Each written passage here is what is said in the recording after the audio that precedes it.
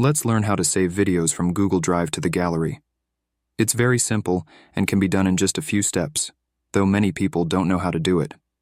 If you want to learn how to do this, just stay until the end of the video. The first thing you need to check is whether your Google Drive app is updated.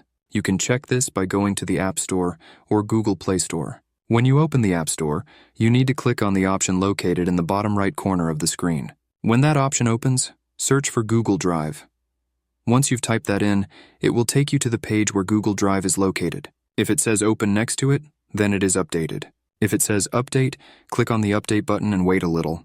The first thing you need to do is find and open the Google Drive app on your phone. When Google Drive opens, you'll be on the home page. Now you need to click on the option located in the bottom right corner of the screen. When you click on that option, it will take you to the page where your Google Drive files are listed. On that list, you need to find the video you want to save to the gallery. After you have found the video, you will see 3 dots next to it. Click on those 3 dots, and a menu with several options will open. From those options, you need the Download option.